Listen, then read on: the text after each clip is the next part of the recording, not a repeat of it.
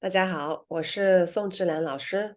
မင်္ဂလာပါရှင်။တော်မိုးအခြေခံတရုတ်စကားပြောအပိုင်း7မှာကြတော့ကျွန်မကရိယာဝိသေသနာလို့ခေါ်တဲ့副词7လုံးကိုထပ်မံပြီးတော့သင်သွားပြပါမယ်။副词ကအခုဆိုရင်52လုံးဖြစ်သွားပြီပေါ့နော်52လုံးဖြစ်သွားပြီအကုန်လုံးပြည့်စုံနေတော့မဟုတ်ပါဘူး။ဒါပေမဲ့အသုံးများတဲ့ဟာလေးကိုကျွန်မထုတ်နှုတ်ပြီးတော့ပြုစုထားပေးတာဖြစ်ပါတယ်။ရုတ်တရက်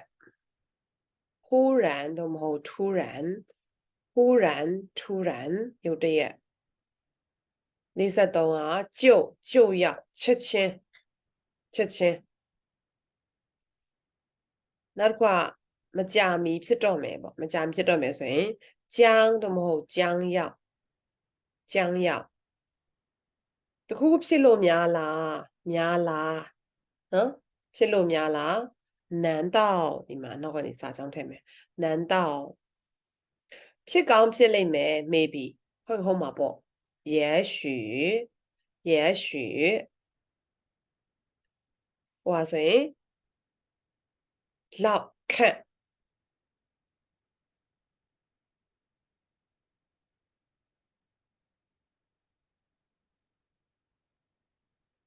大概左右大约နော်大概左右大约ဒါကြတော့လောက်ခန့် about ပေါ့ထင်တဲ့အတိုင်းပဲ果然လုံးဝမထင်ထားဘူး居然竟然လုံးဝမထင်ထားဘူး既然ကြတော့ဆိုကမှတော့既然ဒါလေးရမ်းစင်တယ်နော်居然竟然居然နဲ့竟然အဓိပ္ပာယ်တူတယ်居然竟然လုံးဝမထင်ထားဘူး既然ကဆိုကမှတော့လီသို့မဟုတ်在လီနော်အိမ်မှာအိမ်တွင်ပေါ့တွင်နိုင်မှာတွင်ဝယ်အားလေးသုံးတာပါ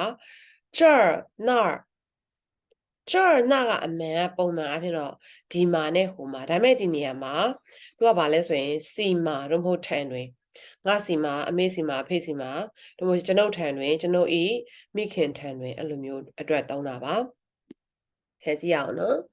ရုပ်တရက်ကြီးဆိုအောင်ရင်ရှင်းပါမယ်ရုပ်တရက်ကြီးဘာဖြစ်ရပြန်တာတော့ခုနအကောင်းကြီးကိုအဲ့ဆိုရင်ရုပ်တရက်က突然တော့မဟုတ်忽然ဘယ်လိုဖြစ်တာလဲဆို怎么啦ဖြစ်ရပြန်တာတော့ဆိုရင်怎么啦ပြန်တာရုပ်ခုနက刚才ကောင်းကောင်းလေးအကောင်းကြီးဆို好好的အဲ့ဆိုဘယ်လိုရမလဲဆိုရင်刚才还好好的突然又怎么啦对不ဟုတ်刚才还好好的忽然又怎么了အဲ့လေးသုံးမယ်刚才还好好的突然又怎么了刚才还好好的忽然又怎么了ဒီထဲမှာရုတ်တရက်ကြီးရုတ်တရက်မိုးရွာတော့မယ်မြန်မြန်ဝင်လာခဲ့တော့မယ်ဆိုတော့ရှင်းချင်တာပါအဲ့ဆို就要မိုးရွာတာ下雨မိုးက雨ရွာတာ下တော့မယ်ဆိုရင်就要မြန်မြန်က快ဝင်တာ进ခဲ့ဆိုတာ来就要下雨了ချက်ချင်းမိုးရွာတော့မှာ快点进来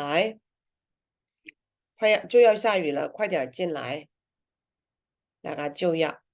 နော်နောက်တစ်ခုက将要ရဲ့အဓိပ္ပာယ်နည်းနည်းတော့ဝေးသေးရဲ့နော်将要ဆိုဖြစ်ခါနေပြီပေါ့နည်းနည်းဖြစ်ခါနေပြီဆိုအဲ့လိုပြောတယ်ဆိုရင်လာမယ့်နေ့မှာငါမန္တလေးမှာအလုပ်ဆင်းရမယ်သွားရမယ်နော်明年ကလာမယ့်နေ့ကျွန်တော်ကမန္တလေးကျွန်တော်က我မန္တလေးက曼德勒အလုပ်ဆင်းတာ上班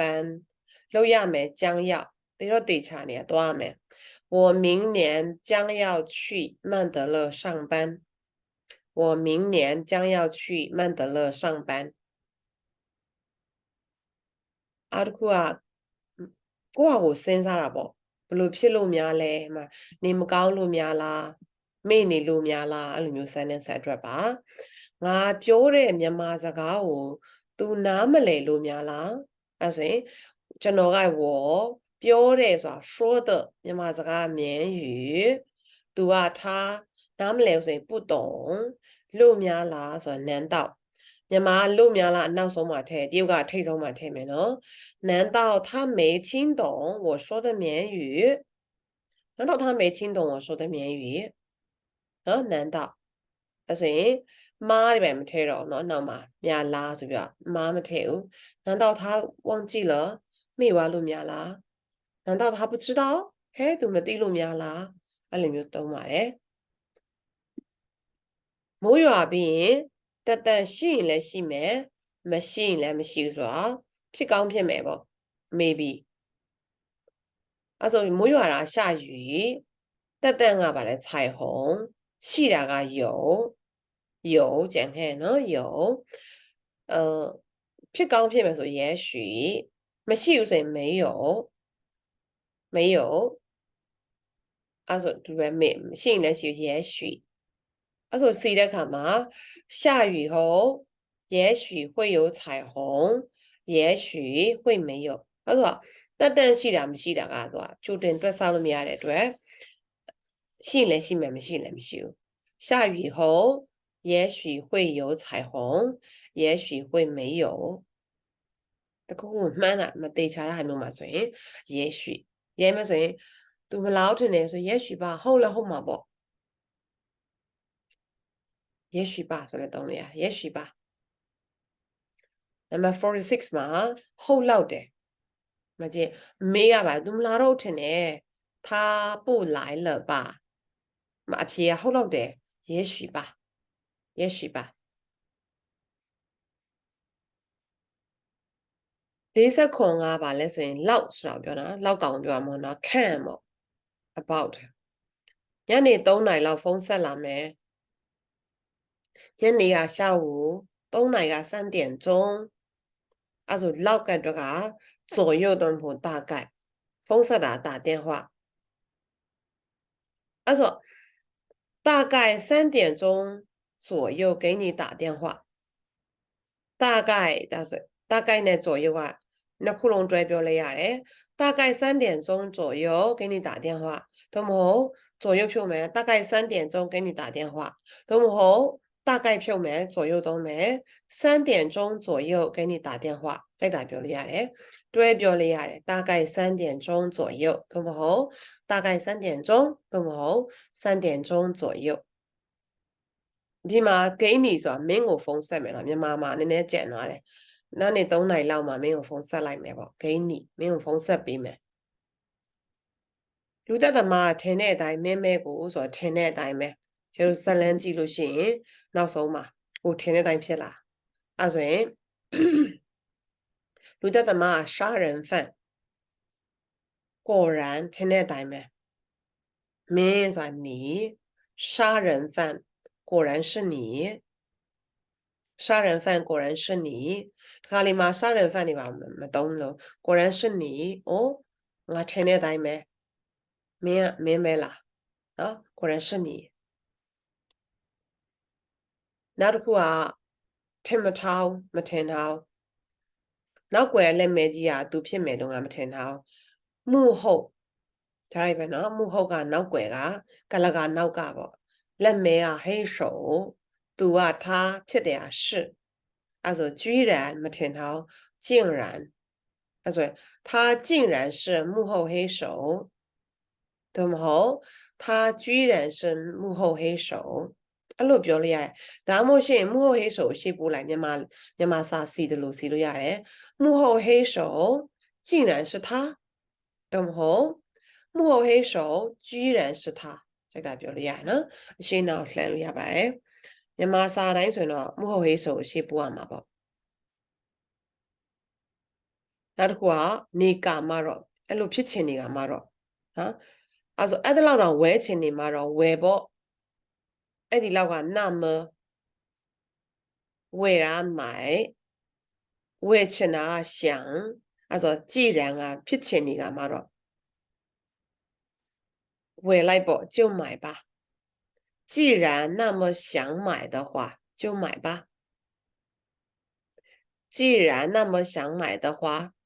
就买吧的话မထည့်လိုက်ရနော်既然那么想买就买吧လှုပ်ချင်နေကမှတော့既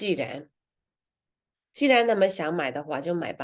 既然那么想买就买吧